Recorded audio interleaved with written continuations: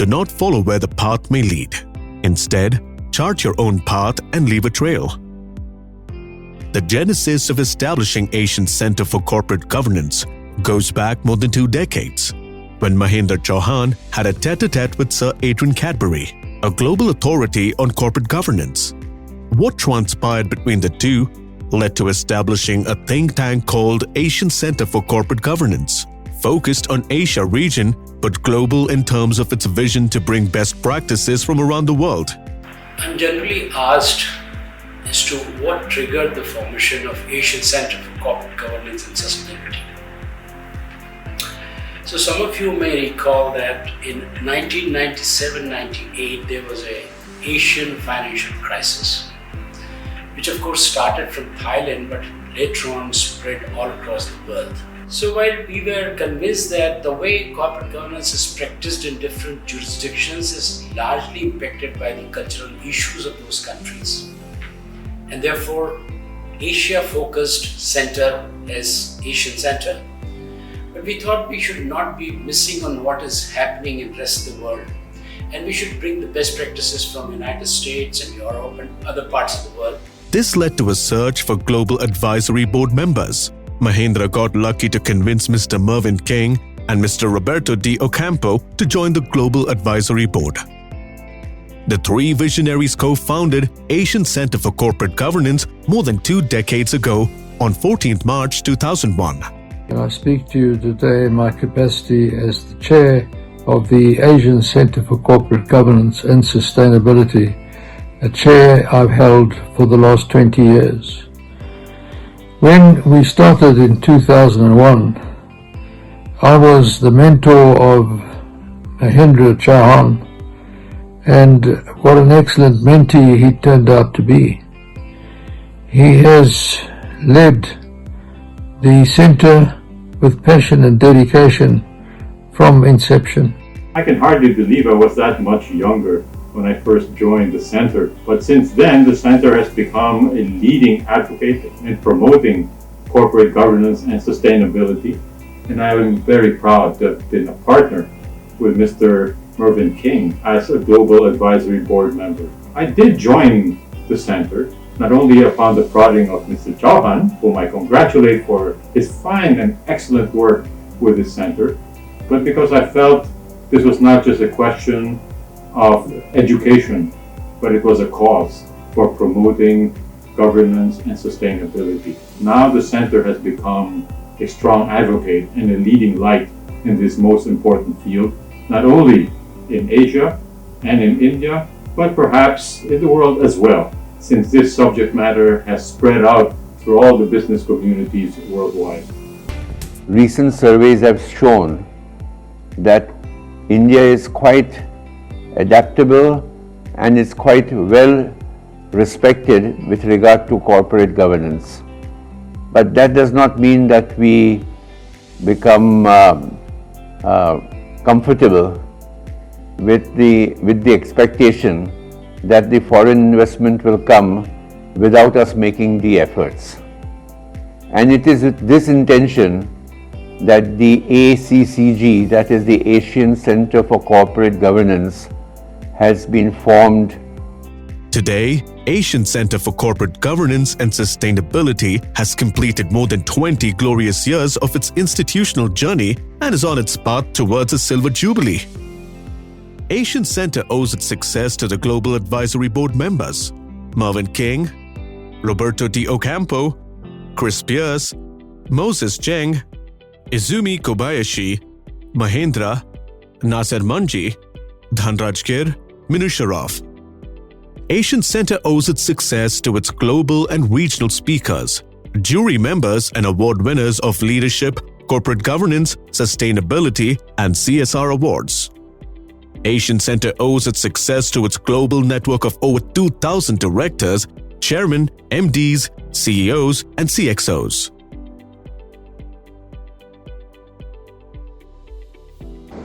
What is very commendable is that Professor Chauhan and his team have developed a global network in this corporate governance and sustainability space.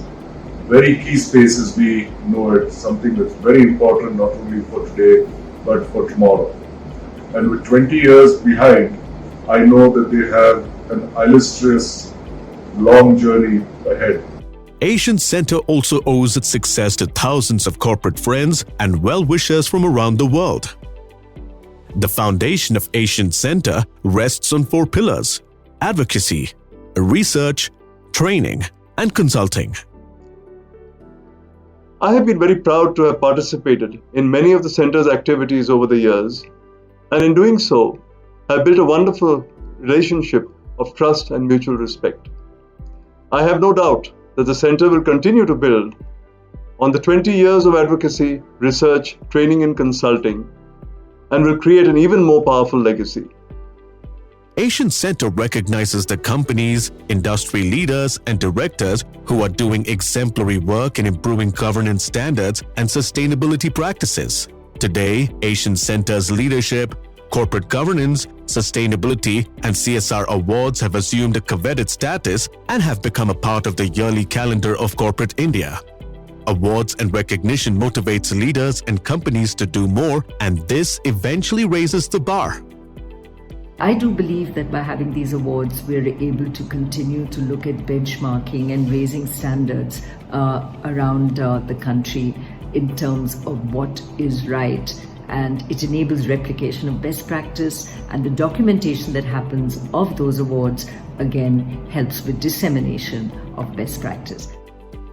The Asian Center for Governance and Governance and Sustainability has also helped in recognizing many of the leaders in sustainability, in corporate governance, in leadership, in being independent directors, and almost a dozen awards are given each year, which are coveted by the industry and which are seen as hallmarks of excellence.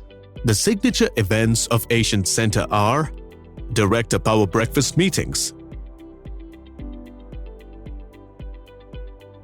CEO Power Breakfast Meetings,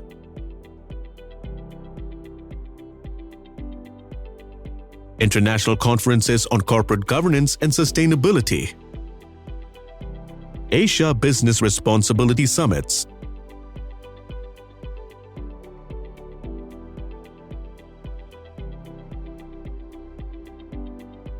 GRI Certified Sustainability Training Programs conducted by Professor Anita Chauhan, Head Sustainability Training and Certified Trainer for GRI Sustainability Programs. In order to promote diversity on boards, Asian Center launched the Women Director Network with the support of IFC. In order to promote SDGs, Asian Center has launched the Mervyn King Academy for Sustainable Development in Asia in 2019 with the support of leading organizations like Tata Chemicals, Aditya Birla Group, Godrej Consumer Products, Nestle India, Infosys Technologies, and Deloitte India. Advisory board members are Mervyn King, the patron himself, Mahendra Chauhan, Justice B. N. Sri Krishna, Yoris Vurhuwe, Nasir Manji, and Sailesh Haribhakti. Let us hear what some of the eminent persons have to say about the Asian Center. I cannot emphasize enough the importance of the Asian Center, especially during uncertain times. For instance, COVID-19 created profound challenges for boards across the world. Boards have had to address several factors during this period of unprecedented uncertainty, such as managing investor expectations, addressing cybersecurity concerns, as well as identifying and responding to risks. Your institutions, such as the Asian Center, played a very crucial role. If I look back, their journey has been stupendous, and they have particularly excelled in 3 different areas. Number 1, in disseminating knowledge and best practices with regard to sustainable governance practices in India and globally, and thereby bringing in new knowledge and new insights to Indian professional community. Number 2, year after year, the Asian Center has recognized outstanding individuals and institutions who have made a great contribution to the movement of corporate governance in India, thereby inspiring others to follow the great standards set by these institutions and individuals. It is my pleasure and a wonderful experience associating with Professor M.K. Chauhan for the tremendous work that he is doing in the corporate governance under the umbrella of Asian Center. This is one of the most important initiatives in my point of view in terms of bringing amount of governance and sustainability to make sure that the corporate world has a very good guidance, learning from different parts of the world. Well, it's now overwhelmingly clear to most of us that this world can only function for everybody in a more sustainable and equitable way if business steps up to the plate. It is no longer enough for business itself to be a bystander in a system that gives it business life in the first place. Responsible business has discovered that it needs as much the Sustainable Development Goals as that the Sustainable Development Goals need business. No longer is it enough to run a business model that undermines the well-being of people and planet. It was World Overshoot Day last year at July 29th. That is the day that we use more resources than the world can replenish. It is key that we start thinking about net positive business models, not the ones that work on being less bad, but those that actively work on making this a better world for all. Otherwise, why would we let these businesses be around? Congratulations to Mahindra and the ASEAN Center for its tireless efforts over the past 20 years to bring good corporate governance and corporate sustainability practices to Asia. With Asia on track to top 50% of the global GDP by 2040 and driving over 40% of the world's consumption, it represents a real shift in the world center of gravity. Your partnership with sword-like organizations around the world, your stimulating events, enlightened research, and advocacy make it one of the most important think tanks and catalytic institutions in the region. Today, ESG is a subject which is much talked about and debated and discussed. But at the beginning of the millennium, the steps taken by Professor Mahendra Chauhan, I believe, were pioneering efforts. And over the years, Professor Chauhan and the Asian Center for Corporate Governance and Sustainability have taken several steps to raise the standard of governance and sustainability. Let me start by congratulating Mahendra and his team for just a fabulous initiative and a journey over multiple decades now on a topic that, frankly, could not be more important in today's time. Net zero pathways and carbon containment and topics like that are now simply top of mind for virtually every CEO that I get a chance to meet.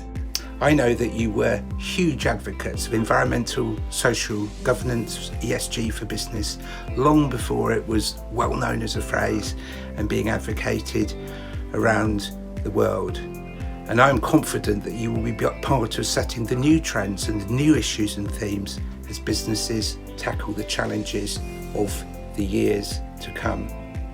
The Centre has been tireless in its mission to elevate, evolve and improve the practices of corporate governance in India.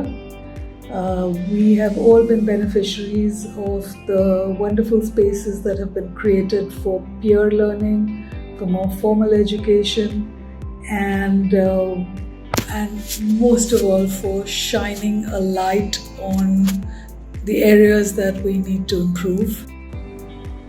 Every independent director of the country has benefited from some interaction with the Asian Center, has been rewarded for excellent, outstanding performance, has felt connected to the center. And therefore it is small wonder that whenever you have an event or you have an interaction, it is always hard to find a seat at the table. It's a pleasure to congratulate Mr. Mahendra Chauhan and his entire team at Asian Center.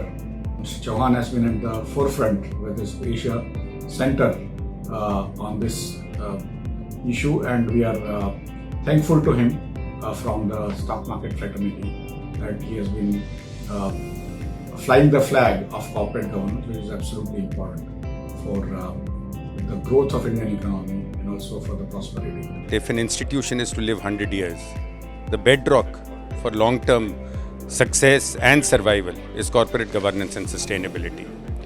This institution has done commendable work. They have trained a galaxy of leaders in this area. And I would say that many people who are today at the center stage in the corporate world have gone through some sort of a training through this institution.